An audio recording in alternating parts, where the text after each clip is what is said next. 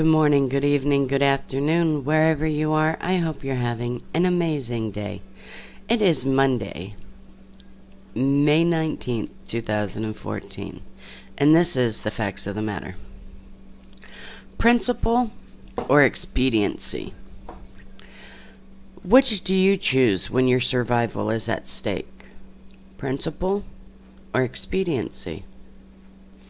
Expediency, of course. Isn't survival the name of the game? Few of us, after all, have the gift of martyrdom. Only a fool would die for a principle, unless he had unless he had grasped the fact that the Holy God will ultimately hold him accountable for his actions. Follow the ways of your heart and whatever your eyes see, but know that God will bring you to judgment.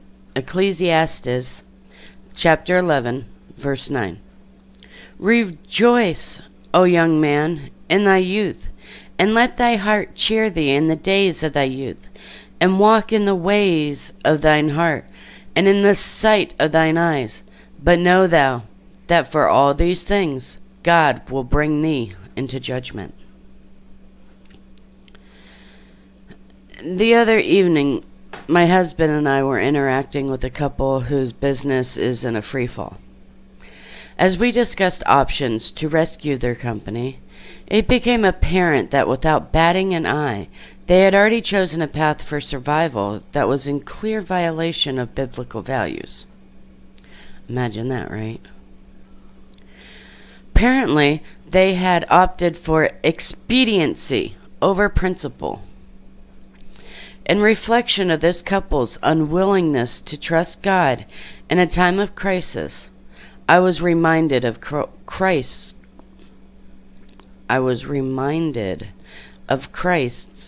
question. When the Son of Man comes, will he find faith on the earth? Luke chapter 18, verse 8. I tell you that he will avenge them speedily. Nevertheless, when the Son of Man cometh, shall he find faith on the earth? I wonder. Because when push comes to shove, only a man with a deep abiding faith in God and his promises would ever consider choosing principle over expediency. Daniel was one such man, as he chose to live a biblically principled life amidst unprincipled, hostile pagans. Often his decisions were made at great personal risk. The administrators and the satraps, governors, tried to find grounds for charges against Daniel and his conduct of government affair, but they were unable to do so.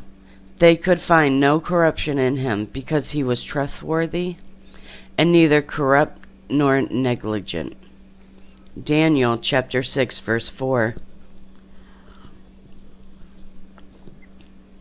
When the presidents and the princes sought to find occasion against Daniel concerning the kingdom, but they could find none occasions nor fault, for as much as he was faithful, neither was there any error or fault found in him.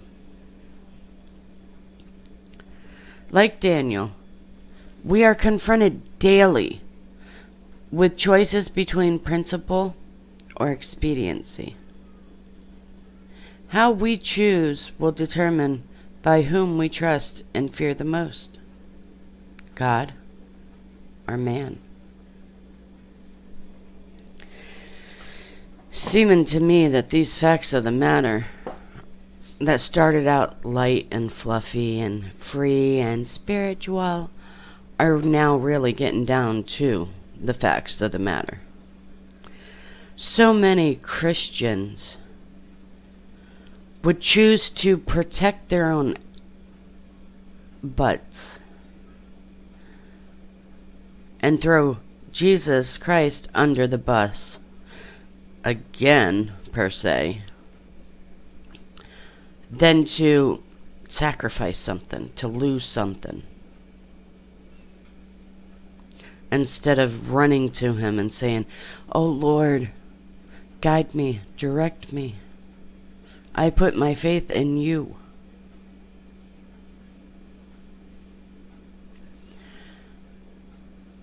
So many people trust him in the good times.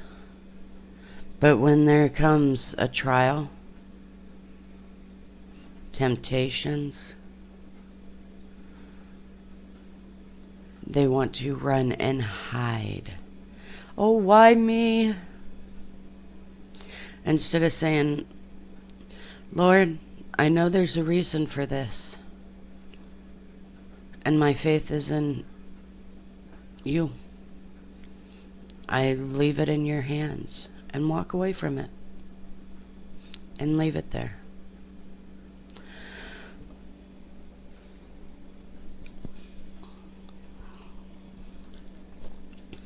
Are you really going to say it's easier said than done?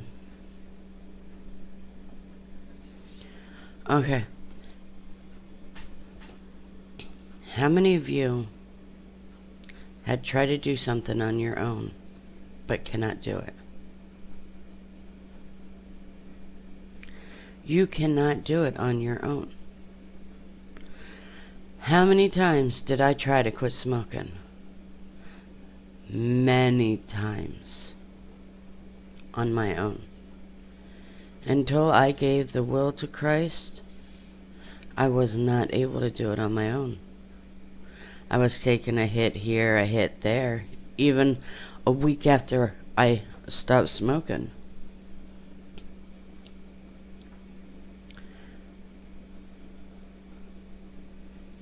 I am happy to say, through Christ, I'm a month and a half smoke-free. No urge, no desire. Temptations every now and then just to put me back on track and remember to keep the faith in Christ over it. I did not quit smoking. The Christ in me quit smoking. And no, this is not a brag thing, because if you've noticed in any past videos, I've never mentioned it once. It's to be used as a tool to help you, a guidance to show you that you can do anything as long as you put your faith in Christ. My husband is battling right now with the desires to quit smoking. This past 3 days, 5 days, it was he had to. So he wasn't going, he was fighting it because he felt he had to. I told him yesterday, you don't have to. It's not a salvation issue. Smoking is not a salvation issue. You're not going to go to hell because you smoke a cigarette. You may smell like hell, but you're not going to go to hell.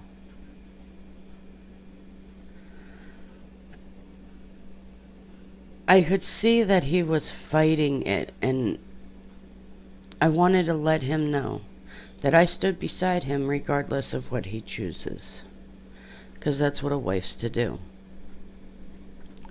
I'm done nagging him over it. And yes, I said I was nagging him over it. I choose to put my faith in Christ, that the Christ in my husband will stop smoking.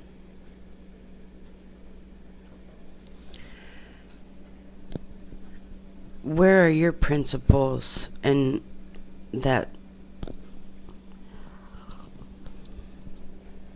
Do you trust the Christ in you? Do you trust the Christ in your fellow man? Your husband, your wife? I noticed more and more that these facts of the matter are screaming out to Christians to stand up for Christ, to have faith in Christ.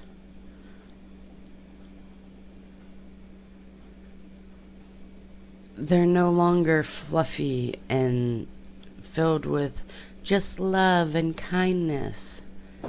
They're getting down to the facts. Which do you choose when your survival is at stake? Are you going to stand for your principles? Are you going to choose to jump ship and save your own ass?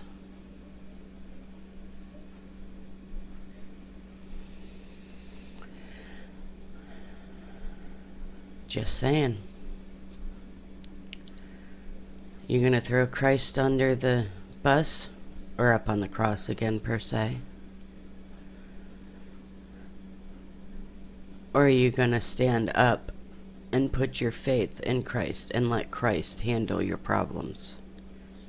Handle the situation. Handle your life. And that's the key.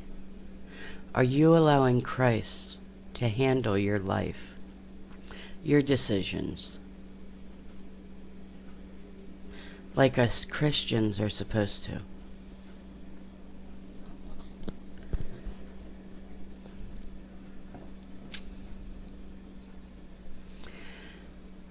Those are the facts of the matter for Monday, May 19th, 2014. Peace be in you, my brothers and sisters. May the Lord have mercy on us all. I love you guys so very much. God bless.